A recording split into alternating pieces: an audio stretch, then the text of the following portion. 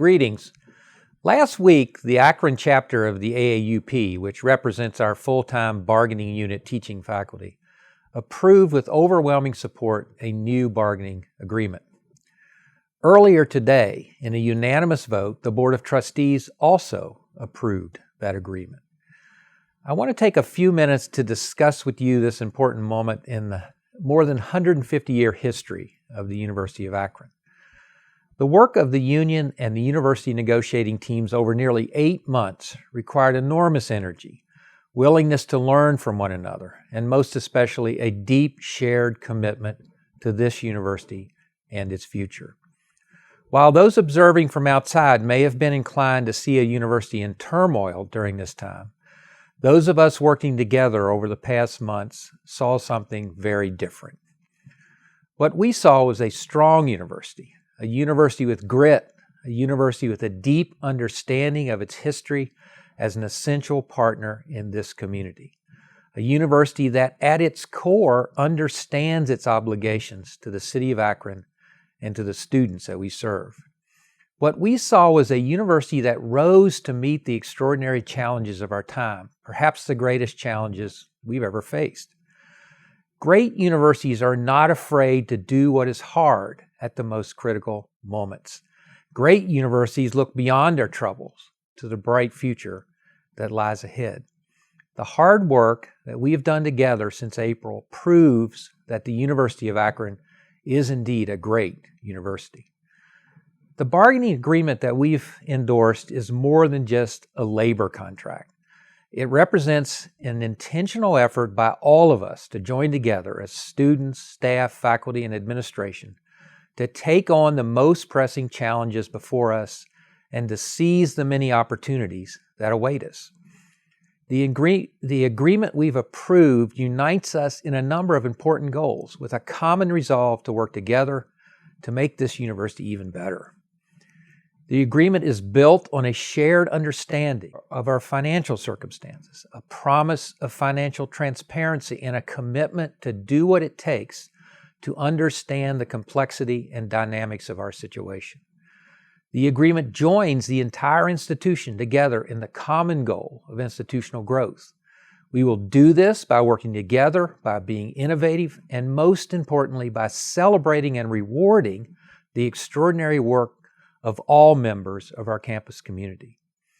This agreement gives us the time to focus our attention on institution-wide efforts to strengthen programs, build interdisciplinarity approaches, and create unique opportunities for our students.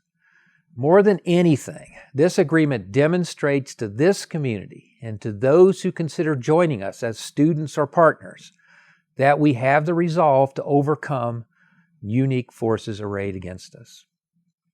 There is no doubt that this agreement puts us in a position to meet our challenges, but it also provides the foundation we need at this unique time to seize the many opportunities before us, and we've already begun to do just that.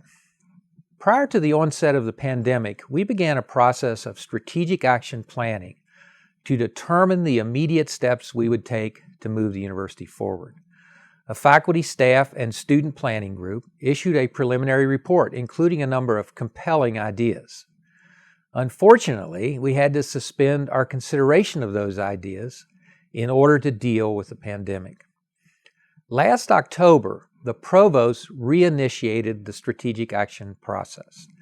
During the time many of us have worked together to reach an agreement, another group of faculty, staff, and students, led by our colleague Steve Ash in the College of Business, reviewed last year's preliminary planning report and assessed our environment. Last week, this group released for campus discussion and feedback a recommendation that the university focus its energy and creativity on 3 important and immediate goals. First, it's recommended that we refine our budget model to incentivize enrollment growth across the university, including those areas associated with cross-unit collaboration.